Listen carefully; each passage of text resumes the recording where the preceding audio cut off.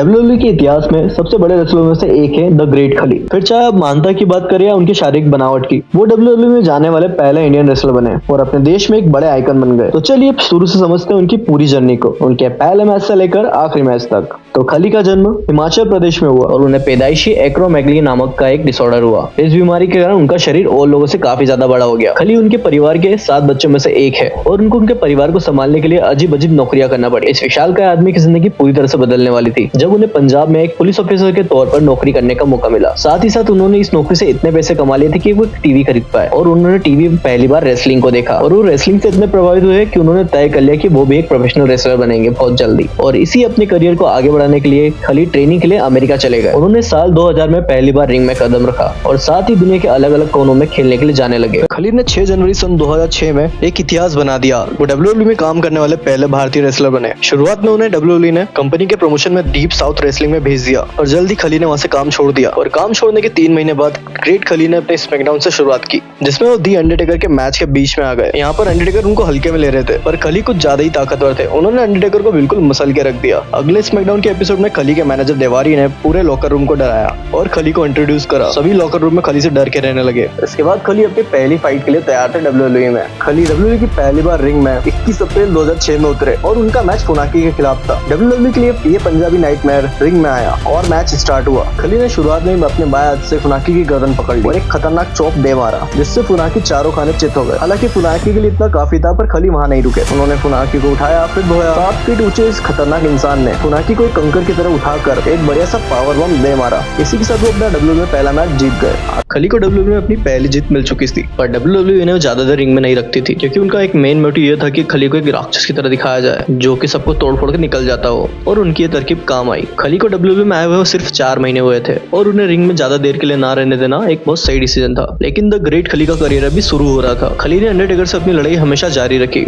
और वो दोनों जजमेंट डे पेपर व्यू पर आमने सामने आए, जहाँ पर वो देवारी की मदद से मैच जीत जाते हैं और पहली बार अंडरटेकर को हरा देते हैं। उसके बाद उन्होंने कई रेसलर को तोड़ा और अपनी शक्तियों का जलवा पूरे डब्ल्यूडब्ल्यूई में दिखाने लगे और मौका मिलने पर अंडरटेकर को जगह जगह पेलते भी रहे। इसके बाद खली और अंडरटेकर फिर से आमने सामने आए, जो कि था लास्ट मैन स्टैंडिंग मैच। पर यहाँ पर अंडरटेकर जीत जाते और खली को पहली बार अपनी हार झेलना पड़ती है। इसी तरह उनकी अनडिफिटेड स्ट्रीक का अंत हुआ और उसके कुछ ही समय बाद खली ने स्मैकडाउन छोड़ दिया और ECW को ज्वाइन कर लिया और वहाँ पर भी सभी रेसलर को तोड़ते मोड़ते रहे। और उन्होंने वहाँ पे ज्यादा मैचेस नहीं खेले, बस वहाँ पे एज अ देवारी के बॉडीगार्ड ही रहते थे। और जनवरी 2007 में चीजें बदलने लगी जब खली ECW छोड़कर रॉ में आ गए और उनके मैनेजर देवारी वहीं ECW में रह गए। रॉ में डेब्यू करने के बाद खली ने वहां के रेसलर को तोड़ना फोड़ना चालू कर दिया और एक अच्छे और बड़े मैच की डिमांड करने लगे। मैच न मिल पाने के कारण उन्होंने केन के बीच मैच में ही उन पर अटैक कर दिया और केन को बुरी तरह से तोड़ा।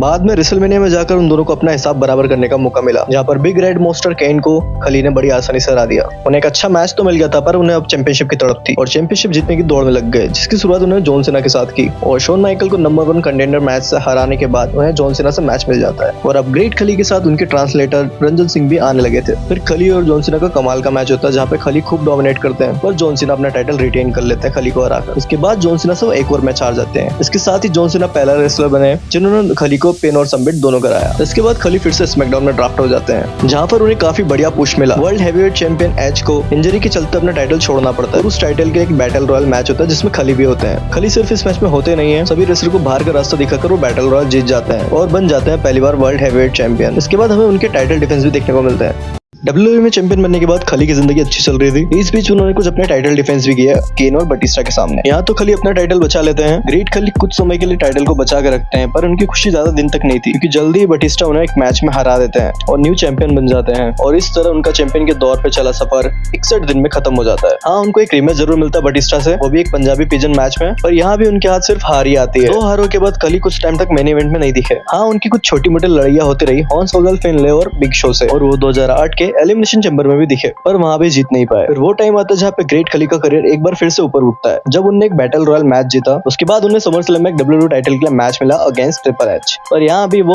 पिन हो गए। इसके बाद खली के करियर में आता है डाउनफॉल। वो एक खतरनाक फाइटर से एक मजाकिया किरदार बन के रह गए, लोगों को डराने की जगह हंसाने लगे और तो और वो शो के एक हिस्से में खली किस गेम को होस्ट करने लगे, जहाँ वो क्राउड से रैंडम लड़कियों को उठाते और उन्हें किस करते। ऐसा करते पंजाबी टाइटन अब पंजाबी प्ले बॉय बन चुका था। हाँ, उन्हें अब यही नाम मिल गया था। वो इन सब के बीच डॉल्फ जिगलर और केन से लड़ते भी थे पर इन सब में भी उन्हें हार ही मिलती थी।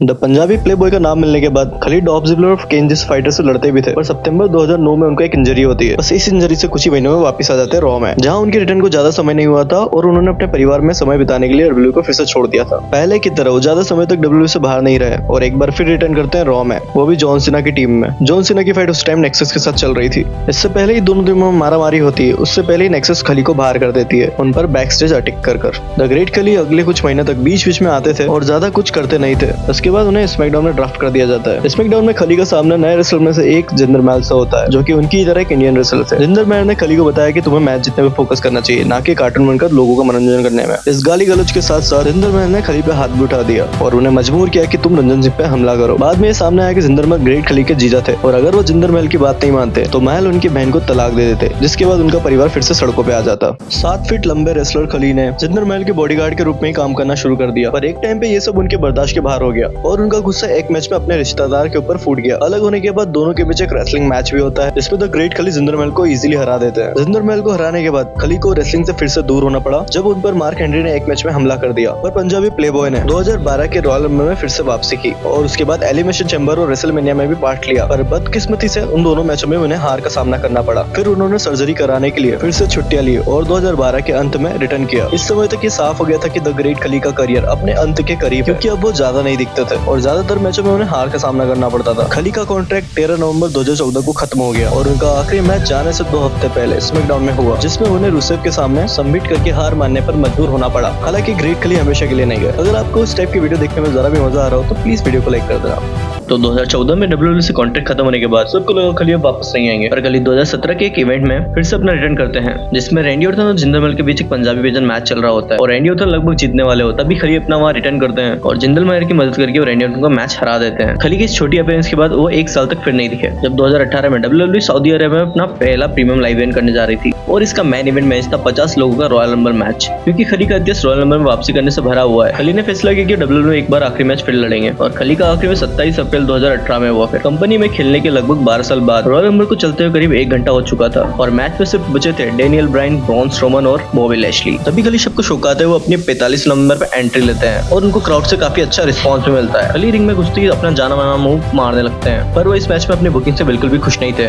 जब वो डेनियल ब्रायन को अपना पावर बम मारने जा रहे होते हैं तभी ब्रॉन स्ट्रोमन में पीछे से आकर रिंग के बाहर फेंक देते हैं और इस तरह और खली मात्र 31 सेकंड में एलिमिनेट हो जाते हैं। एक रिटायरमेंट मैच के दौर पे इससे बुरा मैच नहीं हो सकता था। तो खली का रिटायरमेंट मैच वैसा नहीं था जैसा वो चाहते थे। हाँ, उनका ग्रेटेस्ट रॉयल नंबर में आना काफी अच्छा था, पर अपने रिटायरमेंट मैच में मात्र 31 सेकंड में ही बाहर हो जाना बहुत ही बुरा है। पर इसमें मजेदार बात यह है खली ने जिस मूव के साथ अपना पहला मैच शुरू किया था उसी मूव को वो अपने आखिरी मैच में भी यूज करते हैं। इसी बीच 2015 में उन्होंने खुद का अपना रेसलिंग ट्रेनिंग सेंटर पंजाब में खोला, जिसका नाम कॉन्टिनेंटल रेसलिंग एंटरटेनमेंट है और ये कंपनी काफी अच्छा काम भी कर रही है और डब्ल्यूडब्ल्यूई ने कुछ अपने यहाँ पे ट्राई आउट भी किए हैं। ये काफी अच्छी बात है कि वो आने वाले इंडियन रेसलर को ट्रेन कर रहे हैं। ये सोचना तो नामुमकिन जैसा है, पर मैं जरूर चाहूंगा कि उनको एक बार डब्ल्यूडब्ल्यूई में और मौका मिले एज अ गेस्ट अपीयरेंस। तो इसी के साथ द जर्नी ऑफ ग्रेट खली का एंड होता है और आप कमेंट में बताइए कि आप कौन से रेसलर का पहला और आखिरी मैच के बारे में जानना चाहते हैं। वीडियो को लाइक और चैनल को सब्सक्राइब जरूर कीजिएगा।